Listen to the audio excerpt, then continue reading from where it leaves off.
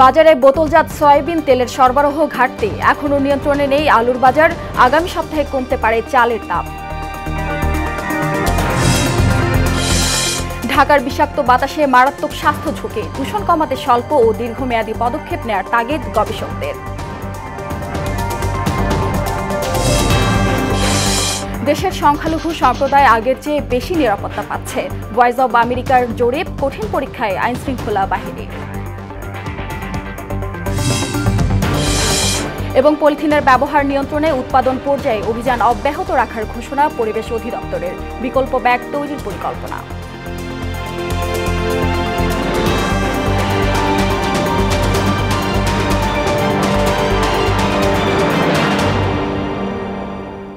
আসসালামু আলাইকুম, সবাইকে মোহনা সংবাদে স্বাগত। শুনছিলেন শিরোনাম, সঙ্গে আছি সুরাইয়া শুভ্রা।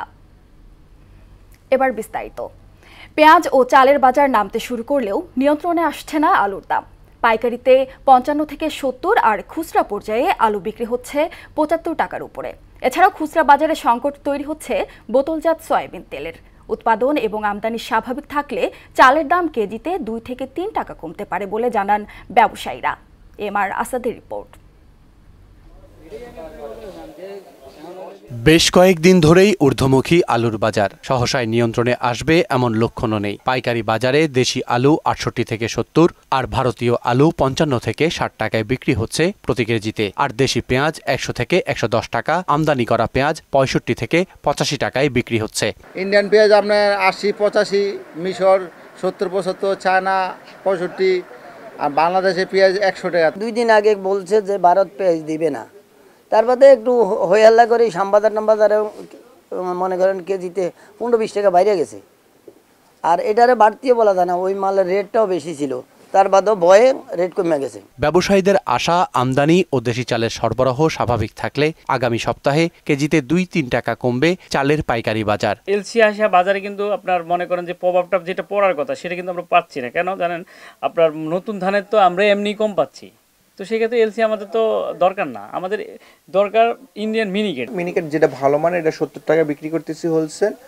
আর একটু নর্মালটা মনে করেন হয়তো ৬৫ থেকে আপনার ৬৬ এরকম এটা আপনার। আর হইলো আপনার এই নাজিশাল যেটা বেস্ট কোয়ালিটি যেটা, এটা আপনার মনে করেন ৭৫ থেকে মনে করেন আরো একটু বেশিও আছে। মোটা চালের বেশি কাছে ছিল, তো এটা ইন্ডিয়ার থেকে আসতেছে, আমাদের দেশেও এটা মনে করেন ফলন হয়ে গেছে, এটারই বেশি সমস্যা ছিল। আর নাজিশাল এগুলো তো আমাদের দেশে আলহামদুলিল্লাহ আছে, মিনিকেটে আছে। চালের খুচরা বাজারে দামের তারতম্য কেজিতে ২ থেকে ৫ টাকা পর্যন্ত। এখানে আলুর দাম অন্তত ৭৫ টাকা। মোটা চাল ৫০ টাকা, নাজির চাল হচ্ছে আপনার ৭০ টাকা ৭৫ টাকা পর্যন্ত। দেশি পেঁয়াজ অরিজিনাল পাবনাটা ১২৫ টাকা কেজি, আর ইন্ডিয়ান পেঁয়াজ হলো ১০৫ টাকা কেজি। আলু ৭৫ আর দেশি ১২০। বাজারে নতুন দুশ্চিন্তা বোতলজাত সয়াবিন তেলের সংকট নিয়ে। সরবরাহে ঘাটতি থাকায় খুচরা ব্যবসায়ীরা আশঙ্কা করছেন দাম বৃদ্ধির। সয়াবিন তেল ৫ লিটার মানি মনে করেন যে খালি তিরালারা দেয়, হ্যাঁ একটা ৫ টাকা ৬ টাকা লাভে দেয়। আগে একটু লাভ বেশি পাইতাম, এখন সয়াবিন তেলটা খুব কাছে যাইতেছে, সাপ্লাই কম। নিত্যপণ্যের দাম ওঠানামা নিয়ন্ত্রণে আনতে সরকারকে আমদানি নীতি ও মজুদ ব্যবস্থাকে ঢেলে সাজানোর পরামর্শ সংশ্লিষ্ট ব্যবসায়ীদের। এমআর আসাদ, মোহনা সংবাদ, ঢাকা। আলুর বাজার দর জানাতে আমাদের সঙ্গে বগুড়া থেকে যোগ দিবেন সহকর্মী আতিক রহমান। আতিক, হিমাগার পর্যায়ে আলুর দাম কেমন এবং বাজারে পার্থক্য কত জানাবেন?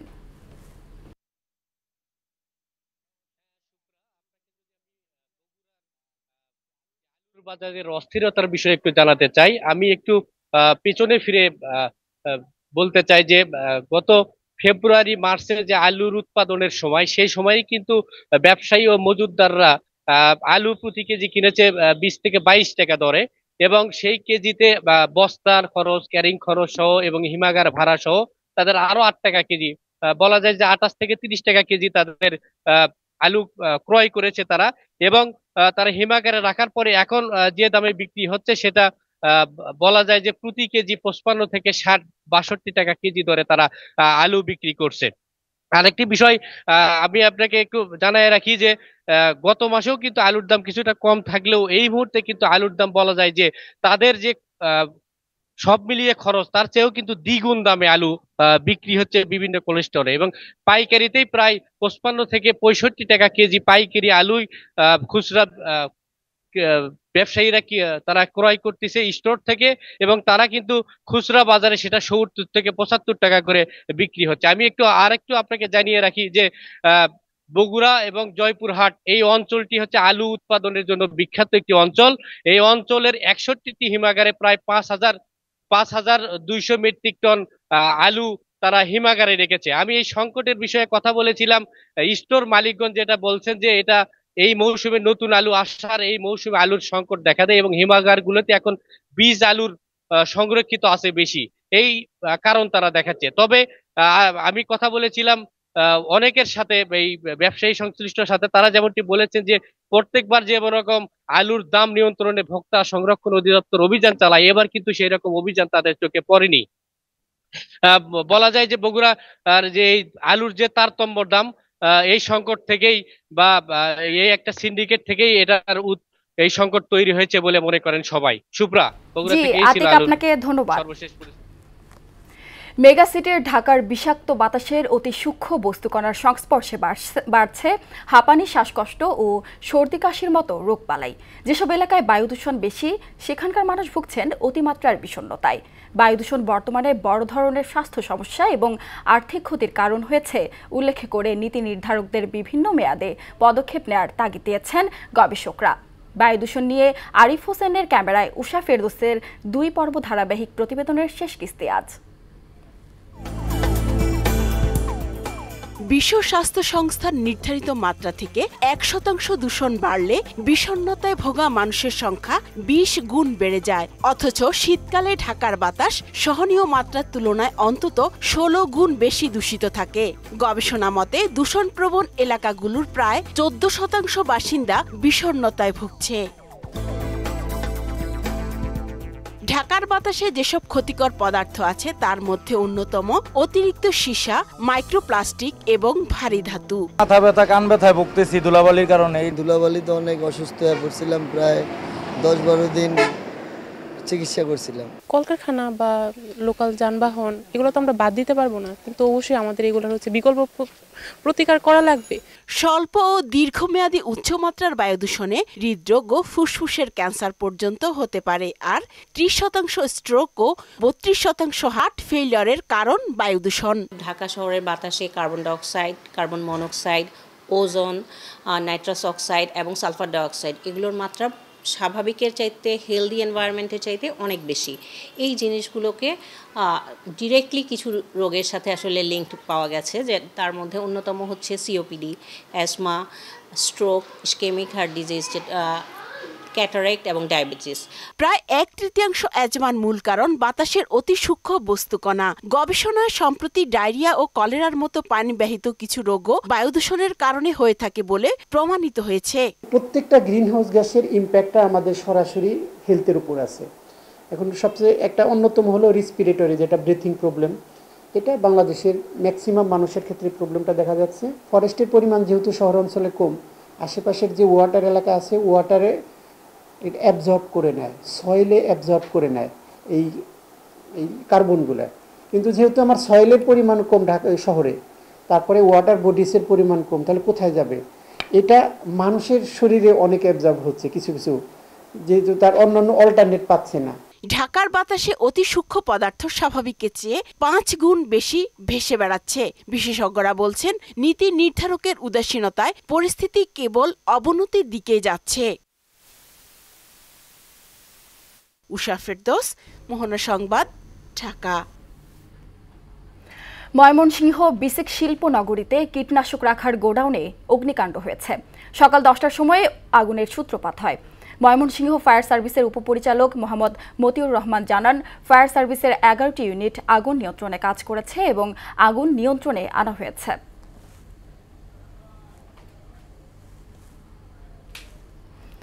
এ বিষয়ে জানাতে আমাদের সঙ্গে ময়মনসিংহ থেকে যুক্ত হচ্ছেন সহকর্মী রুবায়েত বাপ্পি। রুবায়েত, আগুনের সূত্রপাত কিভাবে জানাবেন, আর ক্ষয়ক্ষতি কি হয়েছে?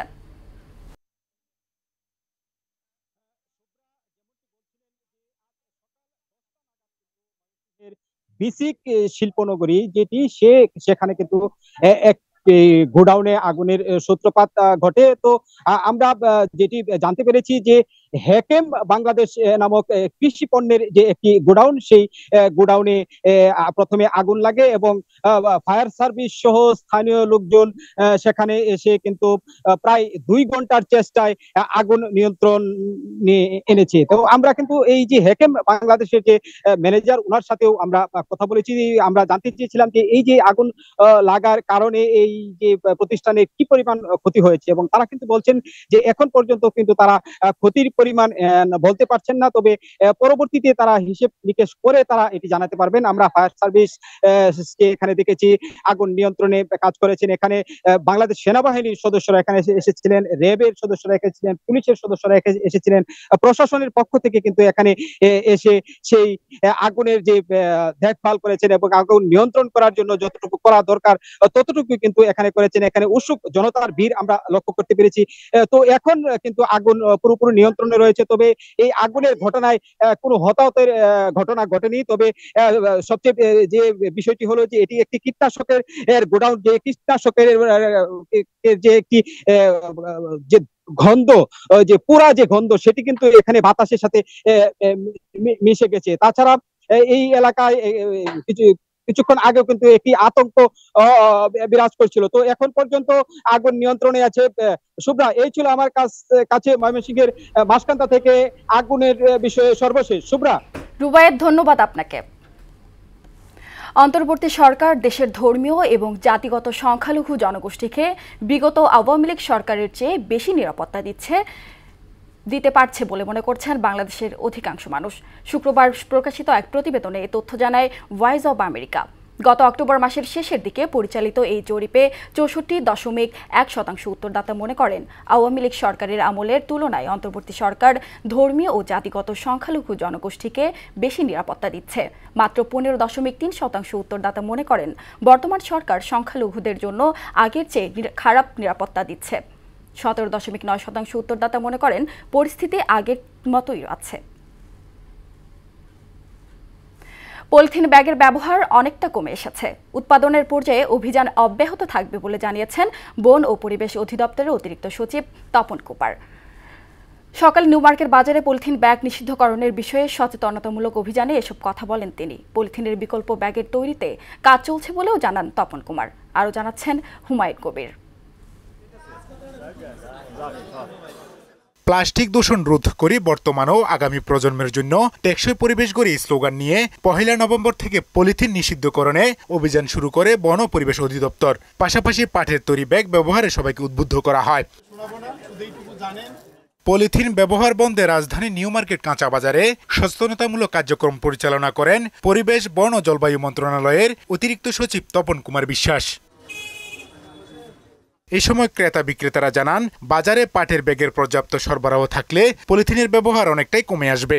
পলিথিনের বিকল্প দেওয়া হইলে একটা ভালো হইতো, বিকল্প দেয় না, এটার ব্যবহার কি করব? পাটের ব্যাগ তো বেশি সদায় নেয়, অল্প সদায় কিসে দিব? ব্যাগ নিয়ে আসা হয়নি, কিন্তু আমিও এটাকে নিয়ে উৎসাহিত করি যে পলিথিন ইউজ করা উচিত না। সবার আগে আপনাদেরকে ফ্যাক্টরি দিতে যাইতে অভিযান করতে হবে, দোকান, তারপর আমাদের কাছে আসতে হবে। এই সময় বাজার কমিটির পক্ষ থেকেও পলিথিন উৎপাদন কারখানা অভিযান পরিচালনা করার দাবি জানান। আপনারা উৎপাদনটা বন্ধ করেন, আমরা ওই ব্যাগে ব্যবহার করব, আমরা পলিথিন ব্যাগ ব্যবহার করব না। এটা ক্ষতিকর, আমাদের জন্য ক্ষতিকর, আমাদের প্রজন্মের জন্য ক্ষতিকর, আমাদের ছেলে মেয়েদের জন্য ক্ষতিকর। পরিবেশ, বন ও জলবায়ু পরিবর্তন মন্ত্রণালয়ের অতিরিক্ত সচিব পলিথিন নিষিদ্ধের বিষয়ে বিস্তারিত তুলে ধরেন। সব মিলিয়ে 166টি মোবাইল কোড পরিচালনা হয়েছে এবং সেখানে আইনানুগ ব্যবস্থা গ্রহণ করা হয়েছে 349টি প্রতিষ্ঠানের বিরুদ্ধে এবং জরিমানার টাকা প্রায় 19,29,900 টাকা জরিমানা করা হয়েছে এবং পলিথিনের ব্যাগ যেটিকে জব্দ করা হয়েছে তার পরিমাণও 40,608 কেজি। পলিথিনের ব্যবহার আগের চেয়ে অনেক কমে আসছে বলেও দাবি করেন তপন কুমার বিশ্বাস। আপনারাই দেখেছেন, এটা আমার ব্যক্তিগত কথা নয়, যে পলিথিন শপিং ব্যাগের ব্যবহার অনেকটা কমে এসেছে। হুমায়ুন কবির, মোহনা সংবাদ, ঢাকা। চট্টগ্রামে আইনজীবী সাইফুল ইসলাম আলিফের হত্যাকাণ্ডে জড়িতদের দ্রুত আইনের আওতায় আনা হবে বলে জানিয়েছেন ধর্ম উপদেষ্টা আফম খালিদ হোসেন।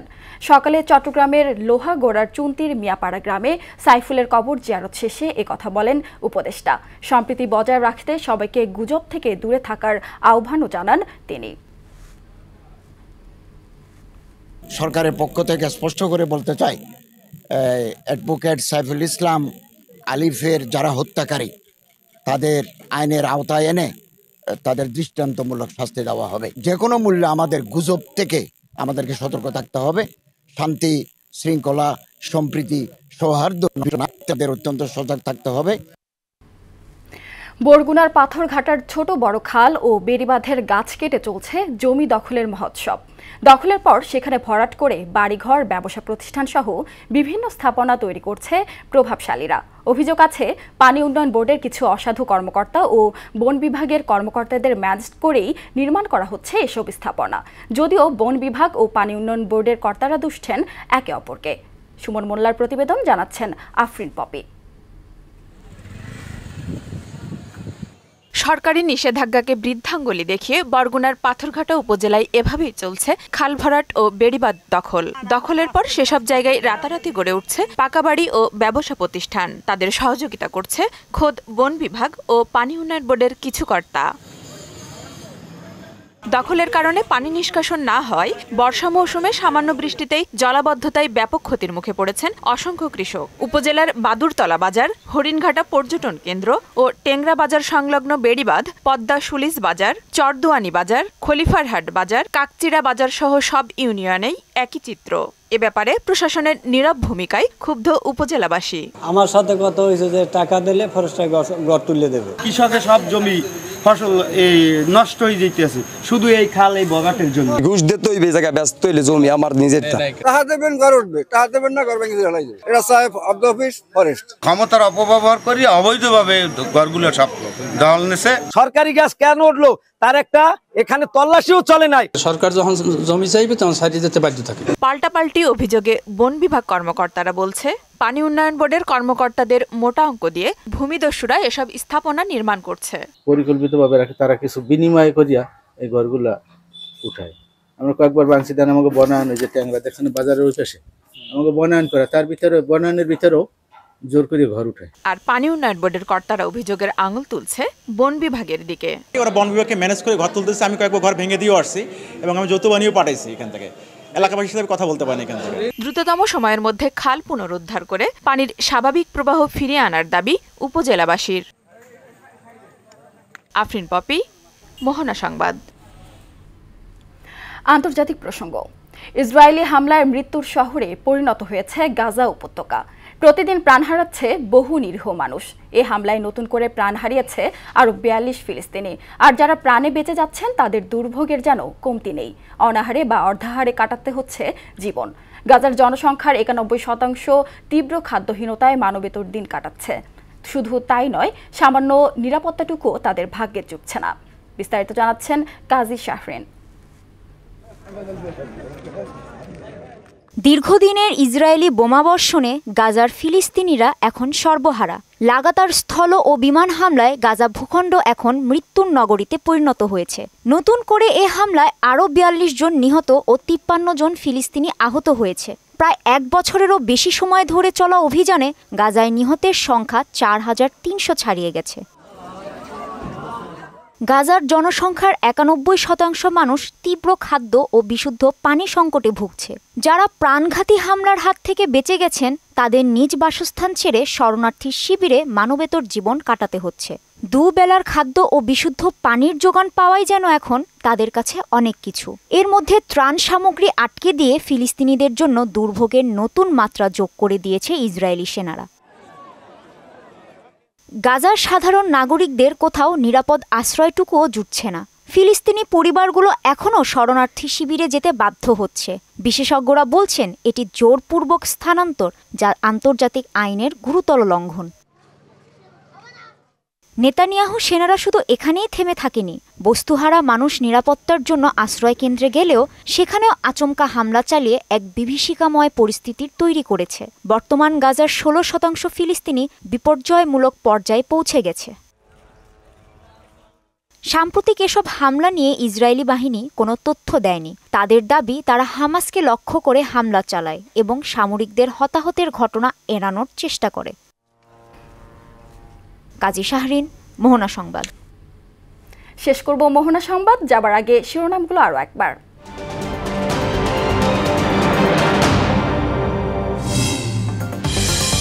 বাজারে বোতলজাত সয়াবিন তেলের সরবরাহ ঘাটতি, এখনও নিয়ন্ত্রণে নেই আলুর বাজার। আগামী সপ্তাহে কমতে পারে চালের দাম। ঢাকার বিষাক্ত বাতাসে মারাত্মক স্বাস্থ্য ঝুঁকি, দূষণ কমাতে স্বল্প ও দীর্ঘমেয়াদী পদক্ষেপ নেওয়ার তাগিদ গবেষকদের।